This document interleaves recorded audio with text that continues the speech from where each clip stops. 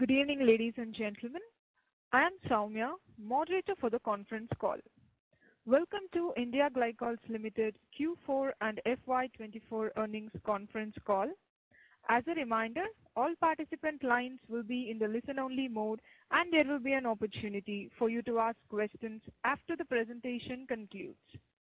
Should you need assistance during the conference call, please signal an operator by pressing star and then 0 on your touch-tone telephone.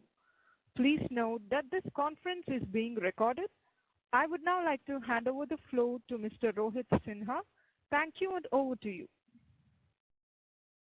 Thank you, Soumya. Good evening, everyone. Thank you for joining on India Glycols Ltd Q4 and FY24 results conference call. We are joined on this call with India Glycols management, represented by Mr. Glycols Ltd, Chief Executive Officer, Mr. Anand Singhal, Chief Financial Officer, Mr. Rajesh Marwa, Head Sales and Marketing. So the voice is not clear at all. Can you hear us clearly? Am I audible, sir? Better, slightly better, but because it was very woolly, your voice. Okay, I'm starting again there. Sorry for disturbing. Good evening, everyone. Thank you for joining us on India Glycols Ltd Q4 and FY24 results conference call. We are joined on this call with India Glycols management, represented by Mr. Glycols Ltd, Chief Executive Officer, Mr. Anand Singhal, Chief Financial Officer, Mr. Rajesh Marwa, Head Sales and Marketing, Bio-based Specialty Chemical Division, Mr. S.K. Sirsa, Head Liquor Business, and Mr. Ankur Jain, Head Legal and Company Secretary. I would like to invite Mr. Glycols Ltd to initiate this proceeding with his opening remarks, post which we will have a question and answer. Thank you, and over to you, sir. Yeah, thank you, Rohit. A very good afternoon to everybody who has joined on this hot summer afternoon, particularly from a Delhi perspective. But before we start, I just want to make sure people are able to hear us clearly, because we could hardly hear Rohit clearly. Can somebody check with some people who have joined? Because otherwise I'll go on, they are anyway on mute, so I'll go on for 15 minutes and then we'll not know whether people heard anything. There's no feedback mechanism, no? Can you hear me? Yes, sir, we can hear you, sir. I just want to make sure, because Rohit's voice was clearly not audible. It was very woolly, so he couldn't figure out what he's saying. I just want to make sure people who are attending the call are able to hear us, because they'll not be able to give us a feedback if they're not able to hear us. Yes, sir, your voice is so clear, sir. I'll just unmute a participant. You can get the feedback. You can just check with them, yeah. Sure, sir. I've unmuted Ashish Sharma, sir. So, can you hear us? I was not sure. Just wanted to make sure. Clearly hear you. Before this, we couldn't hear Rohit, but you are clearly audible. Yeah. So, good if you are able to hear us. Unfortunately, we are not able to hear you very clearly. Anyway, I'll go ahead then, and hopefully during question and answers, we'll be better off. Okay. So, once again, a very good afternoon to everybody who has joined. Thank you, Rohit. And I am joined here by my colleagues who Rohit has already introduced.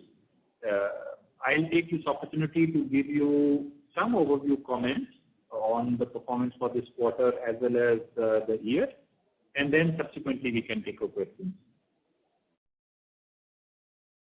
So as you have seen, we've had a good year overall and a good quarter as well.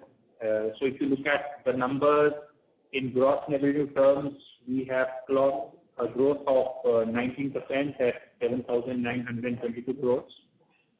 In terms of net revenue, our net revenue is up 24% at 3,294 crores for FY24.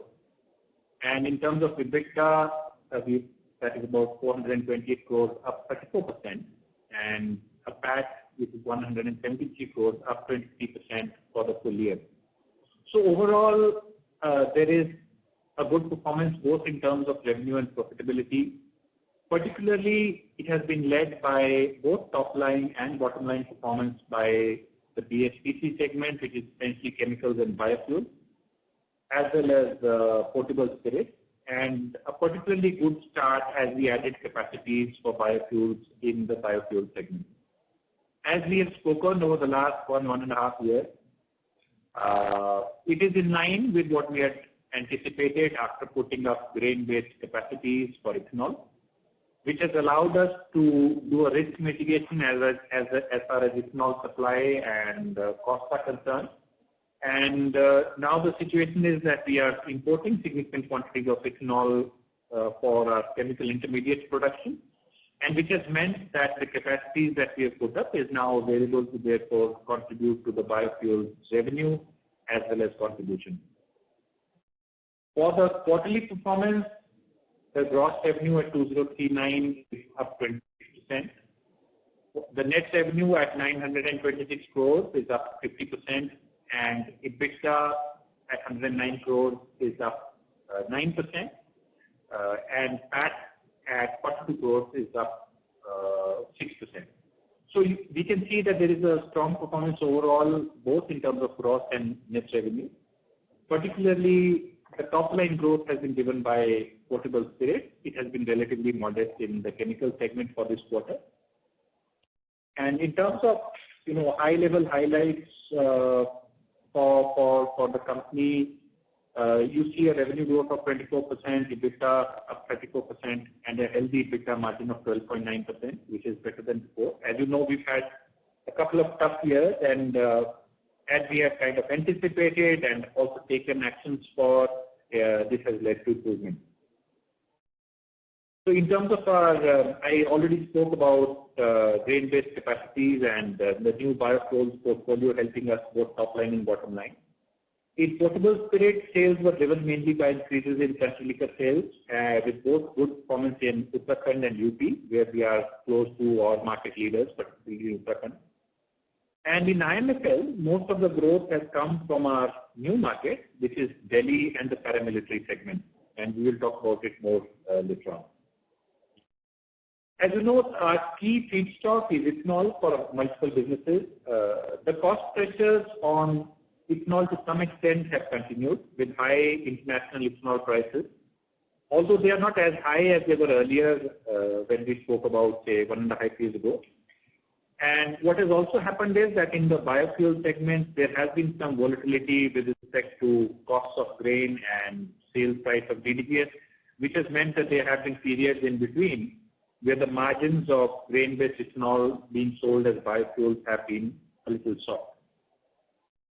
In nature biopharma, a relatively smaller segment for us, has registered a growth of 7%. However, here we've seen margin pressure in particular due to a challenging market, price erosion in nicotine and API segment. Having said that, I think the strategy is on track. We are focusing on raw material risk mitigation and building a pipeline of value-added products.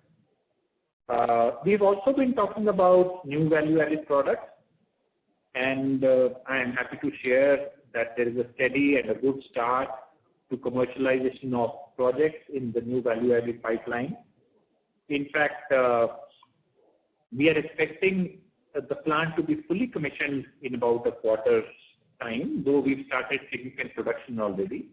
We are anticipating that the capacities that we have put up, even though they are not very large to start with, and that was part of a strategy to have a modular approach, we are expecting that those, by and large, taking a little bit here and there, will at least in some sections get fully occupied in the current financial year, and we may be talking about incremental expansions to take the value-added chemicals portfolio ahead. Joint venture with Clariant. As you know, we have a joint venture wherein we have put in a specialty chemicals business a couple of years back, IGL getting 49% of the share, so that reflects on our overall profit performance. There has been a strong recovery in margins in joint venture performance, mainly driven by reduction of material costs.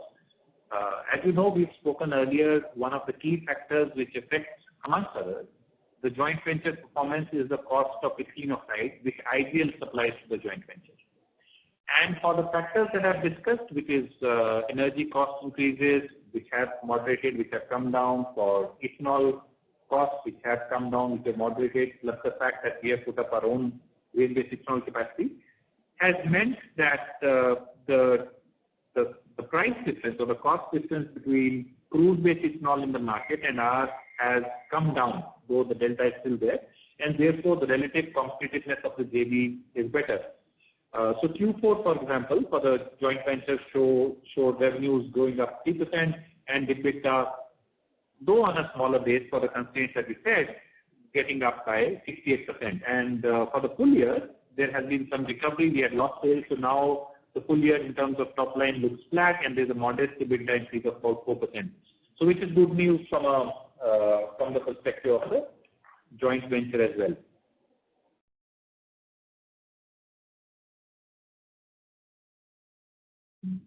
Yeah, and I think we will talk about it later. A final dividend of ₹8 per equity share has been declared, and we are utilizing our grain-based ethanol capacities nearly fully to what we have right now to service the contracts that we have with oil marketing companies, and that looks steady.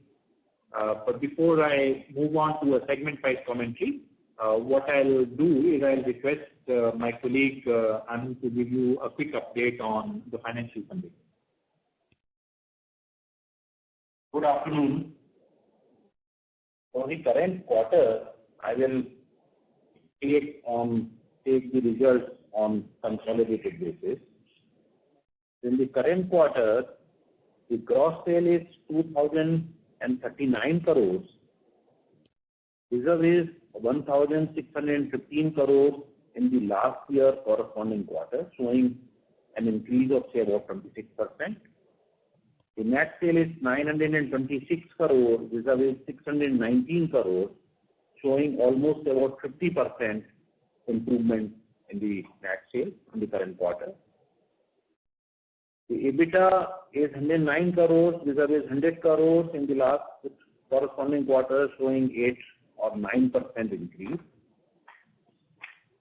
While PBT is 55.6 crores against 45.64 crores, showing an increase of 21.8%. The profit after tax is 42 crores against 39.84 crores, showing 5.9% growth. The reason for this is due to the higher provision of the income tax. The EPS in the current quarter is 13.63 rupees, vis-a-vis 12.87 rupees in the last year corresponding quarter. To take up the yearly results for the year 31st March 24, its gross sale is 7,922 crores, vis-a-vis 6,641 crores, showing an increase of about 19%. The net sales is 3,294 crores, vis-a-vis 2,651 crores, showing an increase of 24.26%. The EBITDA is 428 crores, vis-a-vis 319 crores, showing an increase of 34%. PBT is 223 crores, vis-a-vis 165, showing a 35% increase.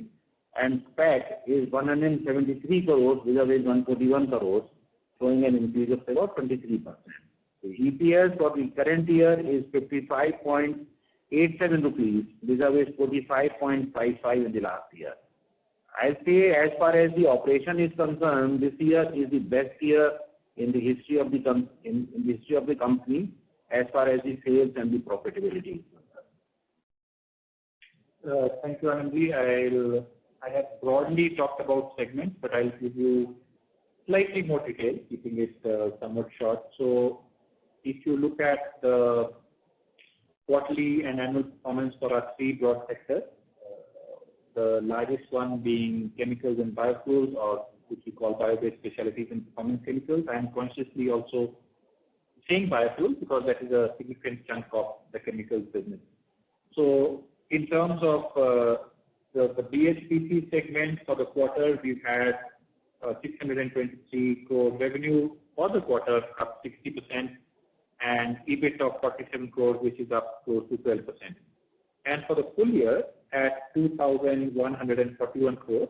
The revenue is up 25% and EBIT is up 35% at 168 odd crores. Potable spirits has had a good year. And before I talk about potable spirits, let me give some additional comments on chemicals. I think in the chemicals business, a significant top-line contribution has come from the biofuels business. It's a steady business with not so exciting percentage margins. So in that sense, but it is something which is kind of adding significant to our top line and reasonably to our bottom line as well. At an overall strategic level, we see that we are on track in terms of what we are doing in the chemical space. We are leveraging our sustainability credentials much better. We expect that the year will be better for several of the key segments within chemicals. We expect it to have better traction as far as glycols are concerned. We expect an overall better year as far as biofuels are concerned because several of these capacities have actually come up this year and we'll see full utilization of capacities in the current year.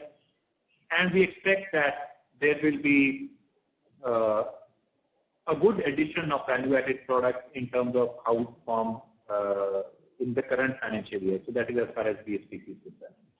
In the potable spirit space, we've had a good quarter in terms of revenue at 247 odd crores, which is up 32% compared to the same quarter of last year, and EBIT of 40 crores, up 37% compared to the same quarter of last year.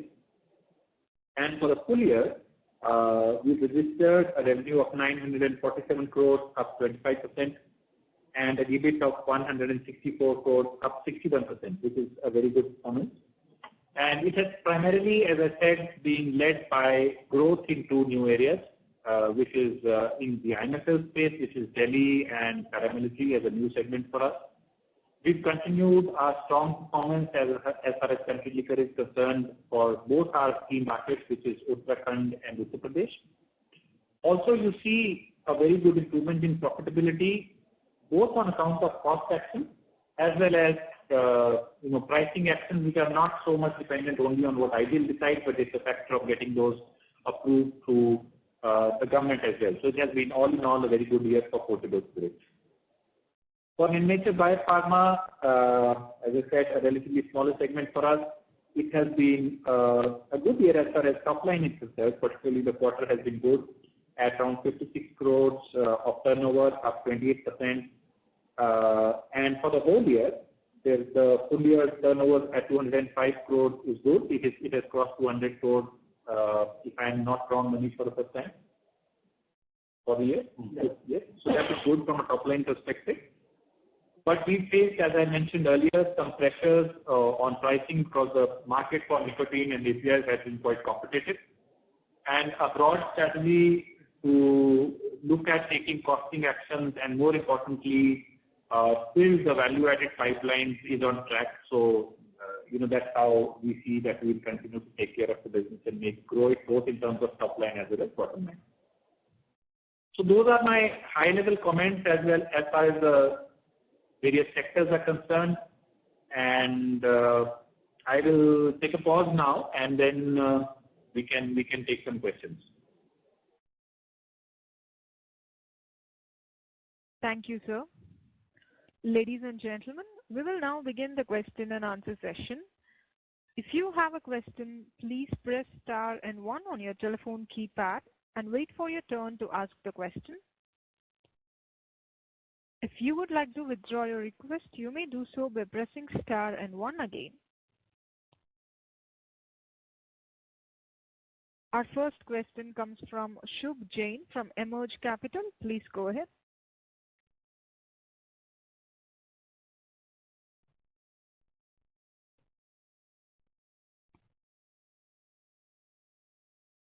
Hello, sir. So please go ahead with your question, sir.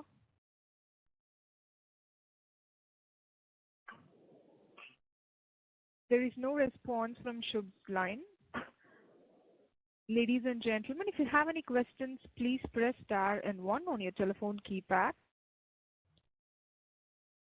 We will wait for a moment while the question queue assembles.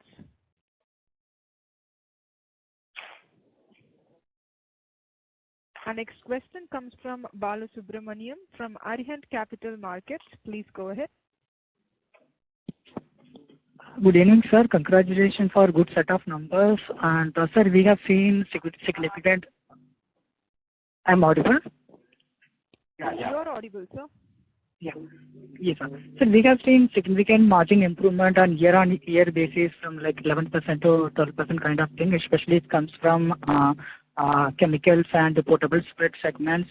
So we can able to go back to, like if you look at 2018-19 that time, so we have seen margin of higher digit rates and for this chemical side. It's around more than 9% kind of margins we did it. And potable spirits also, once upon a time, we did it around more than 20% kind of margins. So we can able to do those range in next over 2 to 3 years. And in nature pharma side also, like earlier we did about 20% kind of margins, but right now it came down below 20%. So what kind of realizations we have on that in nature biopharma and especially in the agriculture and nicotine side? If you could share more details on the margin side. Yeah, I will ask my colleagues to comment on particularly in nature biopharma. But if you look at overall margin over the last several years, over the last couple of years, I remember our EBITDA margin actually going up. It came down from close to 12% to 9.6%, then it went up to 11.9%, and this year we are looking at a 12.9%. So over the last few years, I can say that while the margins, yes, we expect, we want them to better, and we would also like them to better. But if you look at the last 3 or 4 years, at an overall level, the margins have seen steady improvement. And I expect that at an overall level, this trend will continue. We've had last couple of years of significant pressure, as I mentioned, some of the cost pressures continue. But we are taking a few set of actions, and I will comment on both chemicals as well as the nature biopharma at a very high level. I mentioned to you that some of the actions that we are taking are on the cost front, which includes operational costs, efficiencies, energy, etc. And we have a pipeline of actions which we'll continue to take next year as well. The other key thing for us is to, some things are not always entirely in our control, in the sense that, as you saw, freight, energy, and feedstock prices for us really went through the roof over the last couple of years. That has adjusted to some extent, but not entirely. Strategically, we feel that our strategy in terms of building on our sustainability credentials, working on newer, greener technology is perfectly all right. And to some extent, it is also helping us recover the margin. As I mentioned, the other key action, apart from managing the bottom line, is to enrich our product mix based on more value-added products. And I can say, as I mentioned, that creating specialty chemicals businesses takes time because it needs a significant amount of R&D effort, formulation effort, application development effort, and the collaboration also takes, sometimes the collaboration with the company, even though the volumes are not that large, can take a couple of years for a product to materialize. I can only say that we are taking those actions, those are on the right track, and as you can see, and you will continue to see over the next quarters, our progress on the value-added product is steady. So that's the broad strategy. We understand. I think you are also probably talking about years, which is more than 2.5 years ago, when we were comparing the business slightly differently, because the entire specialty chemicals business was also part of the ideal portfolio, which is now part of the joint venture. It is, I must accept that as a percentage in the entire chemicals portfolio, the margin percentage the specialty chemicals business or the then specialty chemicals business was higher, and we were also operating on better times. Let me give you a little bit of context. If you heard some of my calls earlier, I used to say that we faced a time where for a long period of time, landed ethanol imported price cost to us was close to 35 rupees a liter. It went up to as high as 70 rupees a liter. So we were also talking about those times. Ethanol costs have come down. They have come down, but they have not come down to those earlier levels. So those pressures are there, but I also talked about the strategy to build it. Now, as far as nature biopharma is concerned, I told you about the price pressures and again, the focus on building a pipeline, but I'll request my colleague Manish to give you some more comments. Yeah. So Bala, basically, as Rupa said, regarding this new value-added production that we are thinking upon in the pipeline, and the prices are under stress because of this. Margin has become low in the reporting area, and our USP products are looking inside. So these two products are our bread and butter till now, but now we have envisaged into the new product line in the like branded nutraceuticals, and we have certain leads in the USA and Europe. Hopefully, this year turnover would be at least increased by 25%, and the margin would be much better than this year. Got it, sir. So on the realizations, like last quarter, if I mentioned, Glycols side 4.2 lakh per kg and nicotine 7,000 per kg. What are those in current level, the price point side? So currently, the nicotine is low as around. After check the current prices, I will get it to you separately.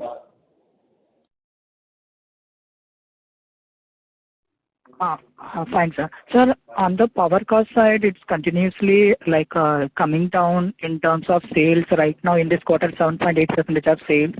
So we have seen significant improvement on the power cost side.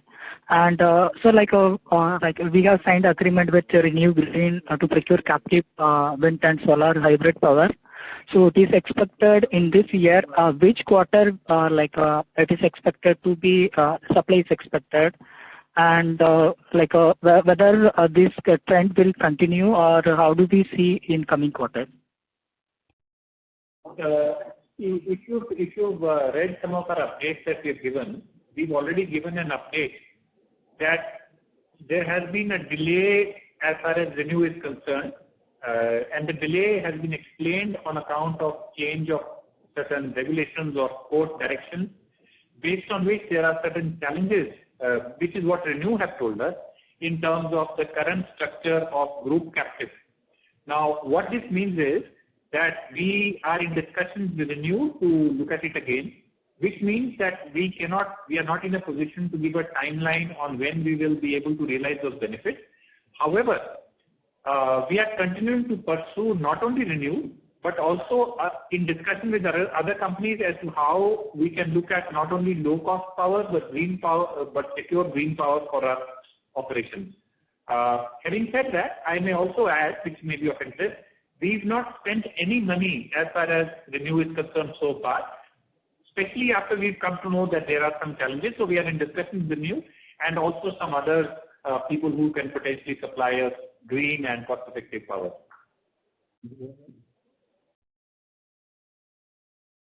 Got it, sir. So on the NSU side, commissioning, most commission is expected in Q2. So what kind of volumes we can expect in coming months? Like earlier, we mentioned around 150 metric tons, whether we can able to 200 or 300 in that range. Yes.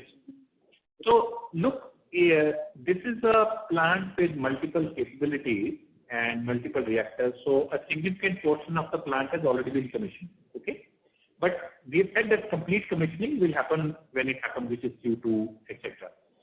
Now, as far as the volumes are concerned, I am cautious that I am not going to give projections for the business, but I think in a few months we expect our monthly volumes to, to cross 400 to 500 tons per month.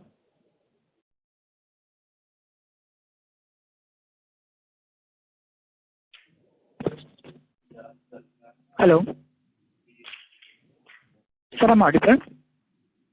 Yes, sir, you're audible. Yes. Sir, ethanol, the supply started for this 1,164 crore order from oil companies. Because the contract time period is November 23 to October 24. We have started the supply, and when the revenue recognition will happen, whether we can expect in this year? So I would first like to slightly correct you. We call it allocation, and not a contract, in the sense that this is the allocated quantity based on what the oil companies are able to blend, they pick up the material. Having said that, I think by and large, I have looked at by and large with a little bit here and there, we are in line with supplying what is the allocation given to us. I don't remember the monthly number. We can get back to you to send us, separately. But I think by and large we are in line with it. So to some extent, we've already started clocking the revenue, and we expect that the revenue will go up a little bit as we start to cater to the allocations that they have been allotted to us. Thank you, sir. I'll come back in queue for further questions. Thank you. You still have further questions, is it? Thank you. Thank you. Anyway, that was all I'd like to know. Yeah, okay, sir. Thank you. Thank you, sir. Our next question comes from Vedant Gulhane from Podar Diamonds. Please go ahead. Hello. Hello, am I audible? You are audible, sir. Actually, my question has been answered, so sorry for that.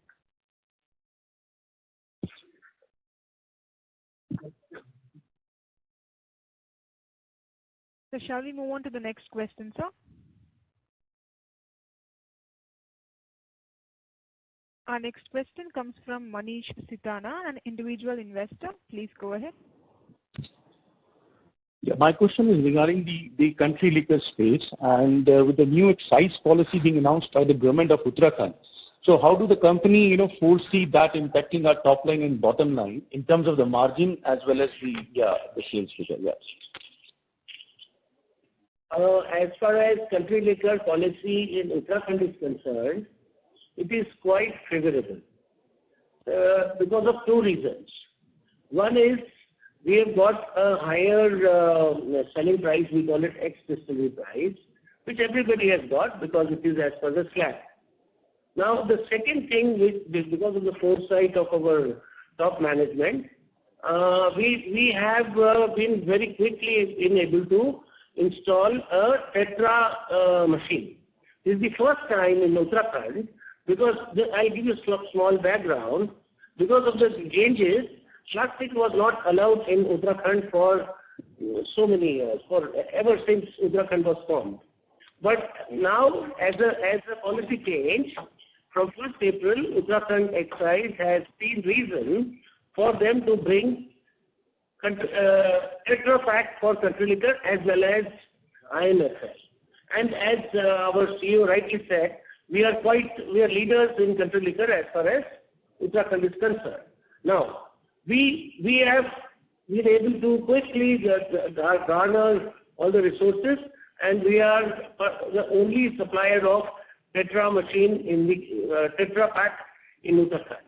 Now, so much so that we are following a steady build approach.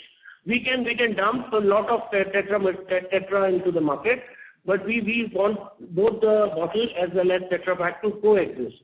The margins in Tetra Pak naturally are higher because there is no glass bottle, there is no cap, there is no label. It is only a smart pack, if I may say that. So we will have this. We will be able to harness the first mover advantage. And as you know, in our various calls, there are only two major players in Uttarakhand. We are there, and another is Radico Khaitan. Radico Khaitan does not have Tetra machine. In foreseeable future, we don't see, because it is highly capital intensive. It is a very sensitive thing. It is not like any other machine. It requires lot of care because for various reasons. Now, the first initial reports of April and May are encouraging, and we have made our very good mark as far as country liquor in Uttarakhand is concerned. It will not be fair for me to give you a figure, but I can only say we will be able to get most of the country liquor sales, whether in bottle or Tetra in Uttarakhand. And secondly, we have also, since the policy allows Tetra Pak for IMFL also, So we have a definite plan to introduce Tetra Pak in IMFL as well. IMFL already we have about more than 25% market share. And the third step we are taking is introduce new premium brands, which is as far as all other states are also concerned. To sum it up, we have two, if I may, sustained competitive advantages. One is we are the only company to have quickly installed Tetra machine and also given the output. Though the consumer acceptance, I cannot make a statement that it is successful, is yet to be ascertained. But the first reports are encouraging. But only over a period of 3 months to 6 months, maybe 1 year, we will be able to make a statement that Tetra will overtake glass bottle. And the second is the price increase in realization. So these are the two changes of Uttarakhand, country and IMFL. So the price increase that you're mentioning would certainly translate into a better margin, I may say so? Yeah, definitely, yes. Definitely. Okay. And my second question is, sorry. Unfortunately to discuss much details, but we are very cautious. This is our home state. So we can't, we are quite focused. Yeah. And my second question is on certain financial aspect, which, we are bifurcating some cost of material consumed and purchase of stock in trade, which was not, that amount in, let's say, March quarter of the last year. But so what is the difference between the cost of material consumed and the purchase of stock in trade, and why are we, showing them separately? Why we are not showing them separately? Why are we showing, and what is the difference between the material consumed and the purchase of stock in trade? What is the difference? I want to understand the difference between the two items.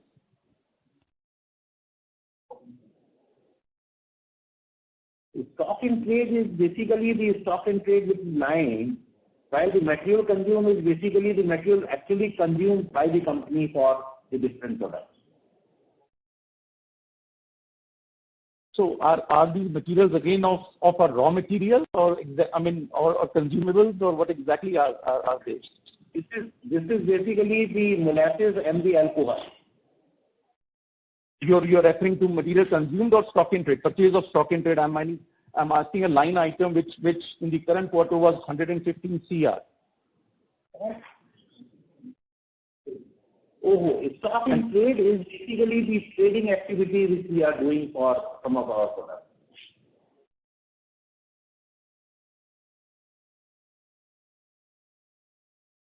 Well, I still didn't get you. If it is a trading activity, why is it being shown as an expense?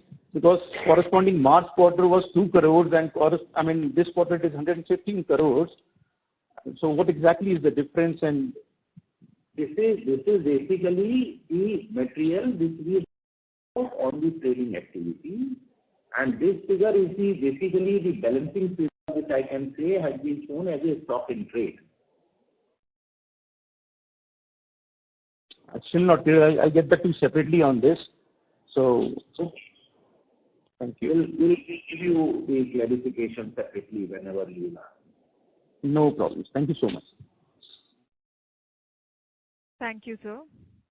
Ladies and gentlemen, if you have any questions, please press star and 1 on your telephone keypad. We will wait for a moment while the question queue assembles.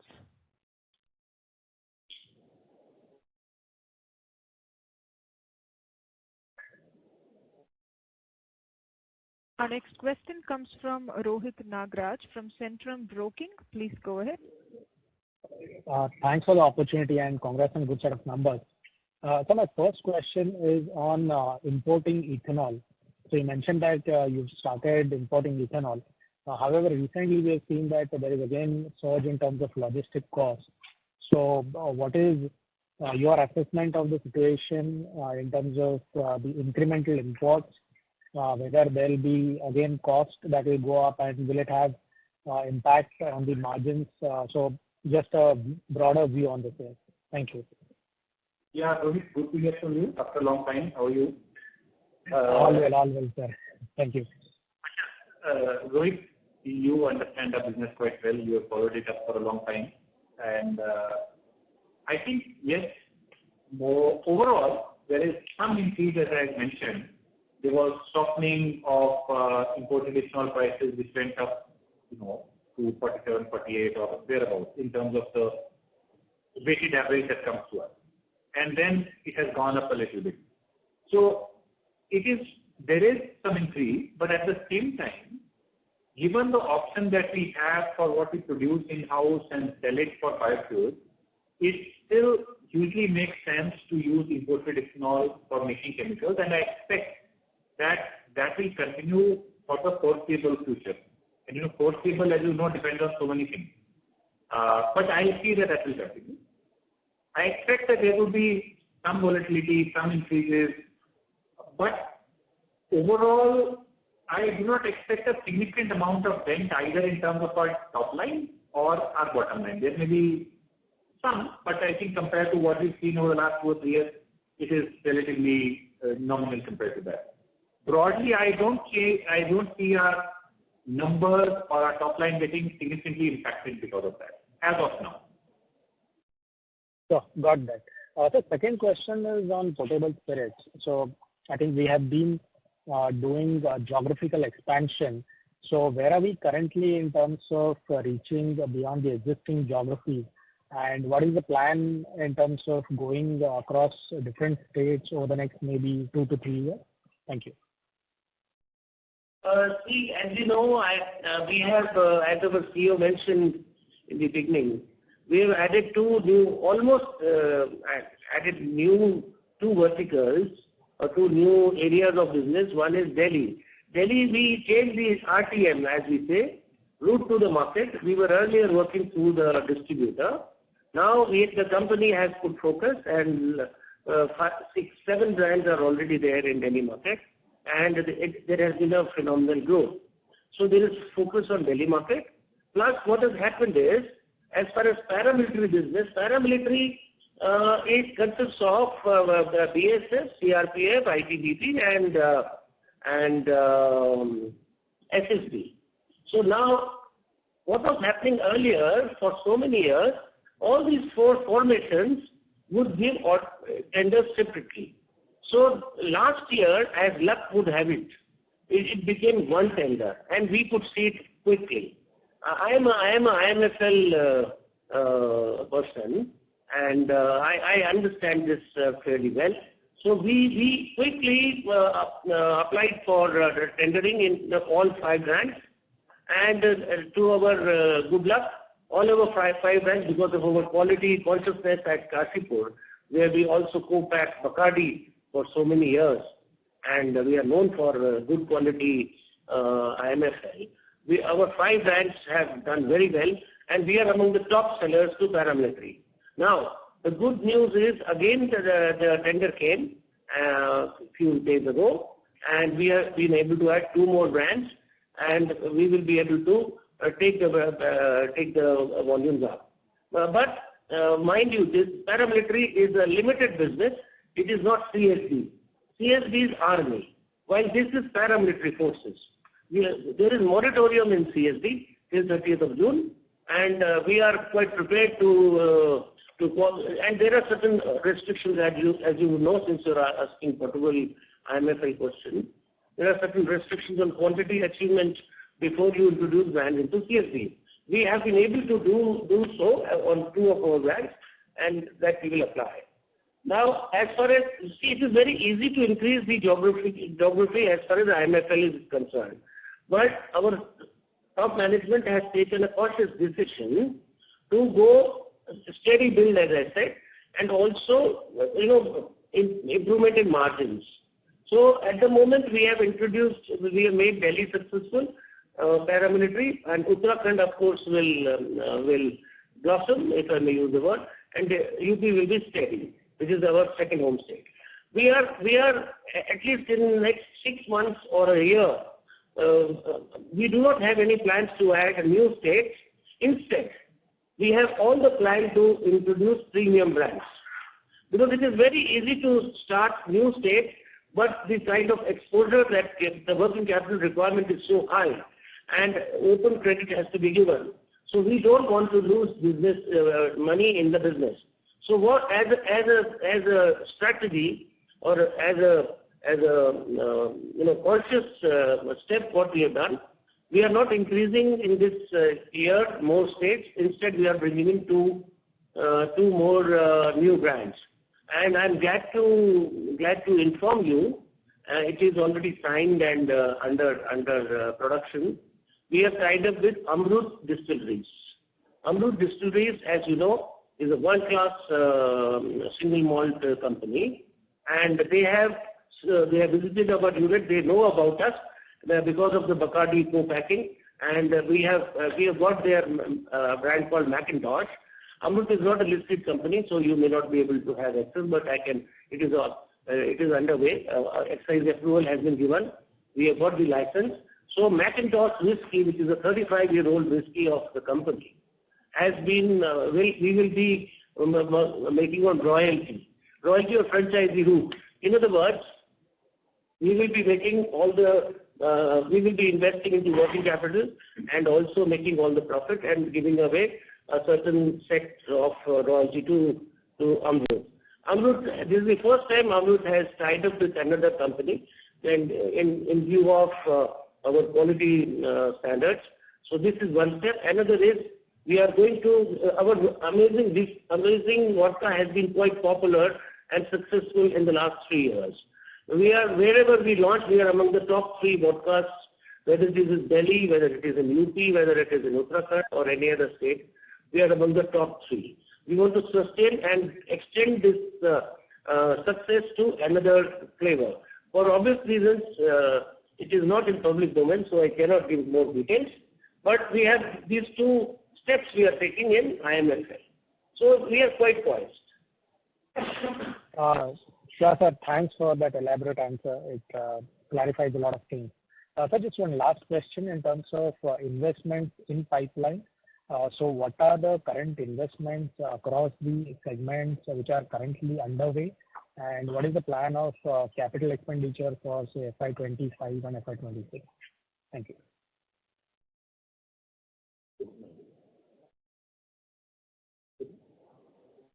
For the current year, there are 2 major expansions which are going on there. One is the increase in the capacity in Kashipur from 400 to 500 KLPD, which will be ethanol manufacturing. And for Gorakhpur, we are increasing the capacity from 110 to 280 KLPD. So these are 2 major capacities, and there may be some expenditure on NSU because I think there will be some expansion depending upon the market demand. So these 3 are the major expansions for 24-25. After that, we are not planning for any major capex in 25-26 except the maintenance capex, which will be ranging from 40 to 50 crores. Yeah, just to add there, I think based on how some of our new chemical businesses opportunities build up, as I had mentioned earlier, we may be looking at some incremental capex, but it is not something that we have formed up right now. Sure, fair enough. Thanks for answering all the questions and all the best, sir. Thank you. Thank you, sir. We have a follow-up question from Shubh Jain from Emerge Capital. Please go ahead. Thank you, sir, for the opportunity. A couple of my questions have already been answered. Just one question. Can you please give some color on our debt profile and how we plan to reduce it and over what period of time?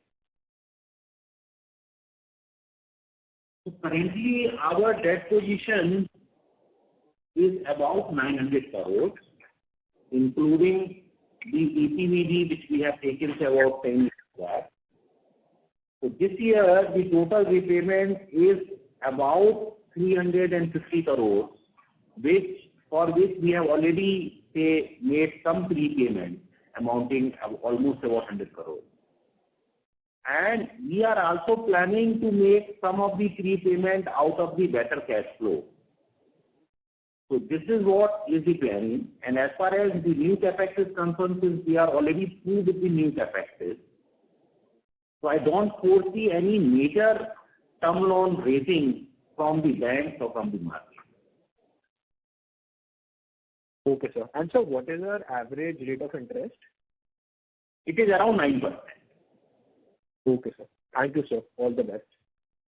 Thank you. Thank you, sir. Our next question comes from Saket Kapoor from Kapoor & Co. Please go ahead. Yeah, namaskar, sir, and thank you for the opportunity. Firstly, Ashish ji, हमारा closing balance, closing net debt level क्या रहेगा when we will be repaying our debt? What should be the expected long-term loan level for the closing FY24-25? 24-25, na? Yeah. Saket, it will be around 650 crores or 625, 650 crores. Okay, so we have closing balance of 725, which will go down to 650. आपण ज्या व्यक्तीसोबत बोलत आहात त्या व्यक्तीने आपला call. Hello. Actually, I don't know from which sources you have seen that 725. My debt is around 900 crores as of now. Okay. Which will come down to 650. Okay. That 725 is not included the EPVG. I am talking about the amount including EPVG. Okay. Okay. Okay, which is the export advance which we have taken, say about 9 years back. So the entire EPVG will be paid in the current year, 24-25, which is about $17.8 million, and rest is the rupee loan. So the entire outstanding, say, for the term loan will come down to about 650 crores. 650 crores from the current level. And sir, when we look at the cash flow, we find we have spent around 553 crores for FY24. So, इसका breakup क्या है, sir? Where has, and for the 2 years we have spent around 1,000 crores. Actually, this year we have capitalized all our projects which has been completed.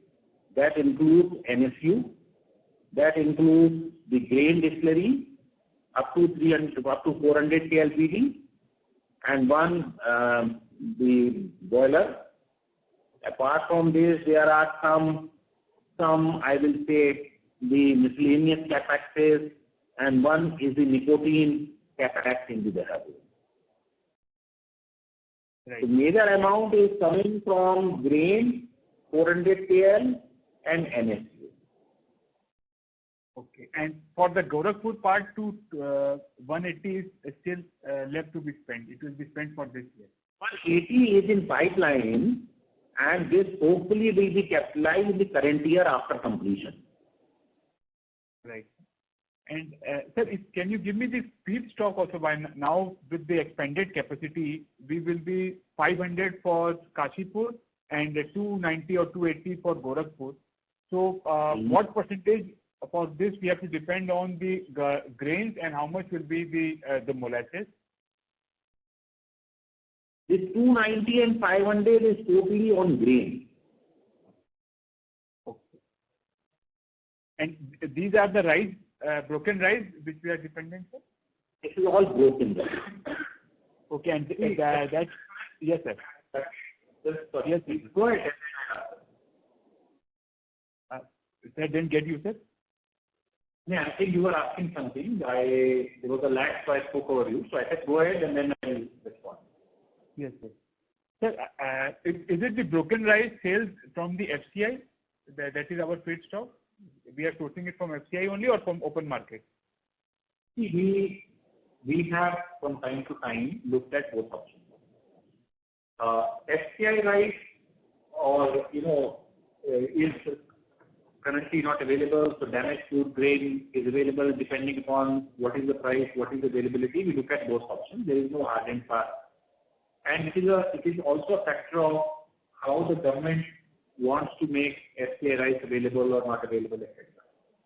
But we've also looked at rice from the private market, and these grain plants subsequently, just to add you, I think the government has a policy to diversify the feedstock for grain that we will use for ethanol.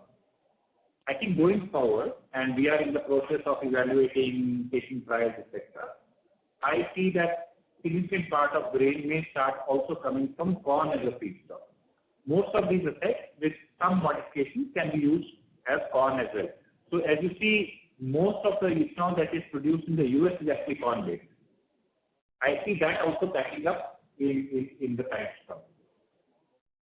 Maize and corn are the same, sir? And then, hello? Yeah. Sorry, sir, I interrupted you. Maize and corn are the same feedstock. Yes, sir. Maize and corn are the same. So just to conclude, availability of raw material is not an issue even with the expanded capacity. Let us put it this way, that the government, if you look at various articles and the policy, is very clear to continue to push to go for 20% blending. Okay? And so far, if you look at the blending program from whenever it was announced, there has been, by and large, give or take, stuck to the percentage increases that we have planned. In between, there have been hiccups where, sometimes FCI rice availability, etc., has been difficult.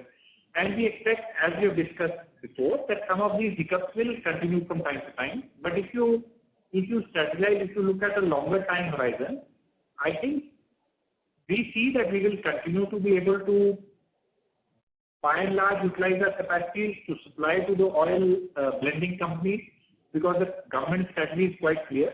And the government also, when the prices have gone up, for example, if you look at grain prices when they went up, I mentioned earlier that to some extent we saw softening of margins, but the government is responding by supporting to some extent by increasing those prices. So we see, by and large, the business for biofuels in the foreseeable future, unless something drastic happens like a drought or something, to continue, and not only to continue, but also to steadily increase in terms of percentages. It is very difficult to have a crystal ball and give an exact, forecast on what exactly will happen, but that's how we see it. Right, sir. And sir, for the last point for subject to ethanol is for the allocation of supply. Can you give the revenue which we have booked for this financial year, and the next balance we know what the contracted value is? So how much have we? I don't have the numbers completely ready with me. We've not given a forecast either for the business or segment by segment. As I had mentioned earlier, by and large, so far we are tracking with respect to allocation.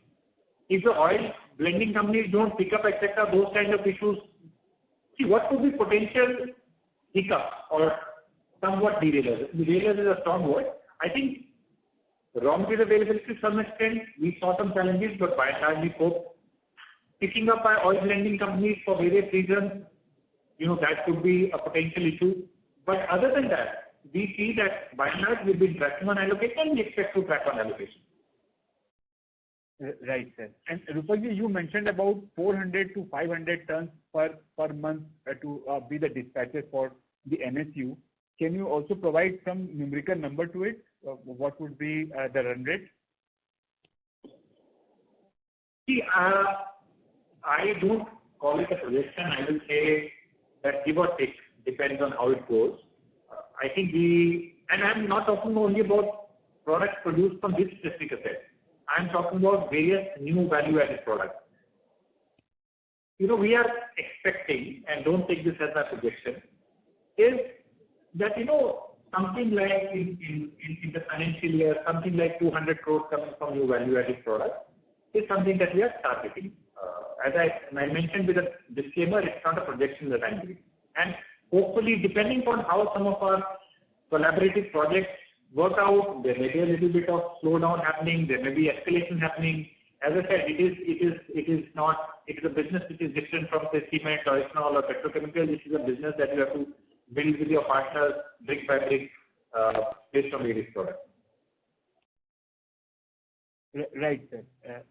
Right, sir. Although I'm so sorry to interrupt you, sir. Could you please come back in the queue for more questions? Yes, ma'am. Yes. Thank you. Thank you, sir. Our next question comes from Meet Gara from MK Global. Please go ahead. Hello. Thank you for the opportunity. I wanted to ask, what will be the peak revenue potential for your company on current gross block?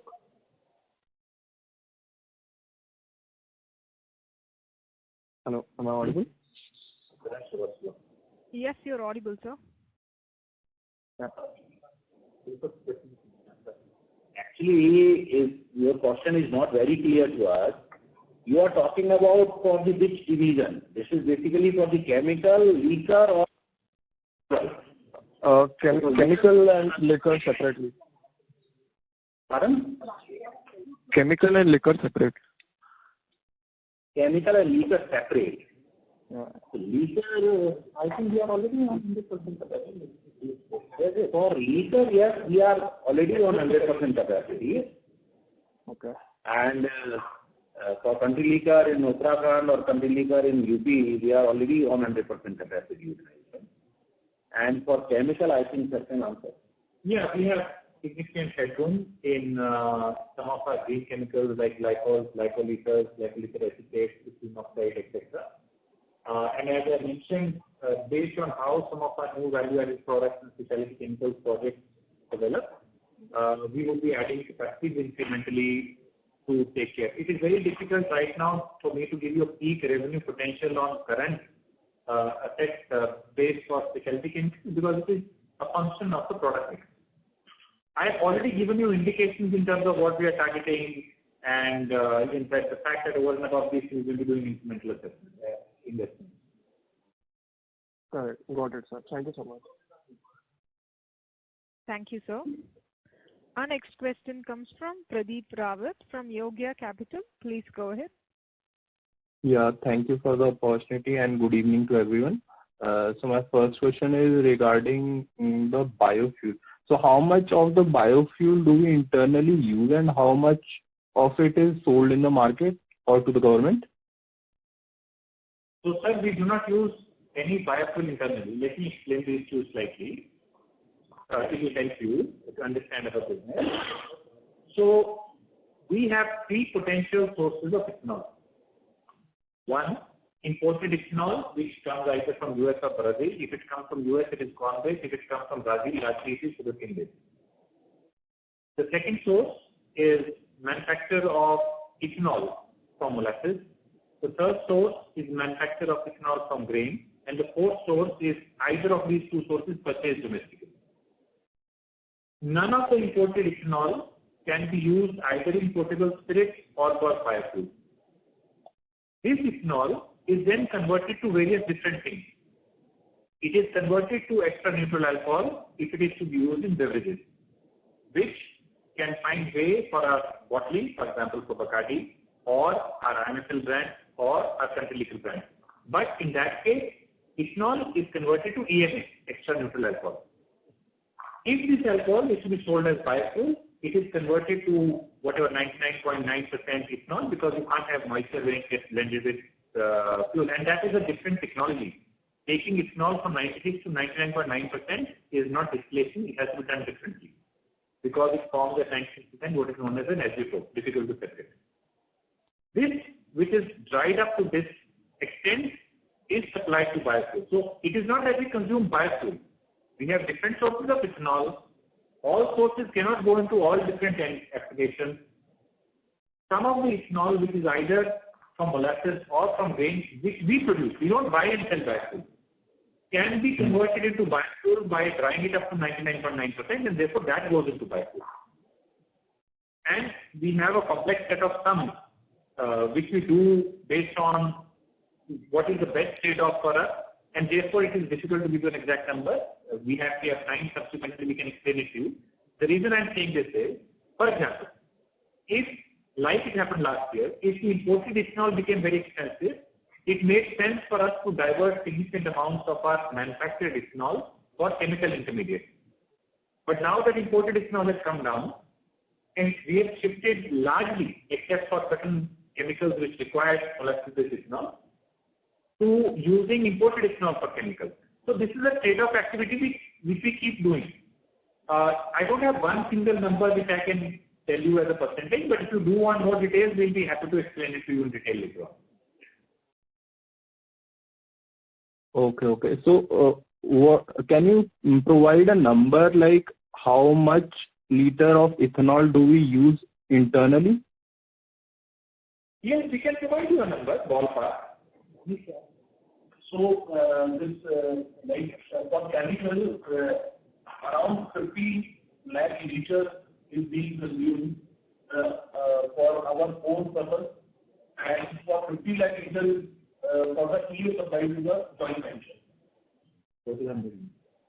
And then the potable spirit? For potable spirit is around 15 lakh liters per month.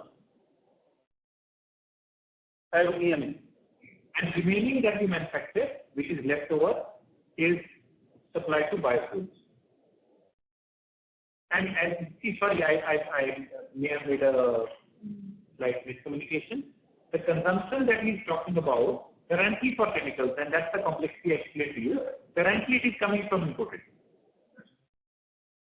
Yeah. Okay. So 50 lakh liter is used for chemical, and the other 50 lakh is used for. Sir, can I request you one thing? Mr. Manish will be more than happy to explain this in slightly more detail to you if you can connect with him. Mr. Manish, all the numbers and how it's actually a complex set of planning. It's honestly really not on my pitch right now. Very difficult. Yeah. Okay. But we have to explain. It's something that can be explained.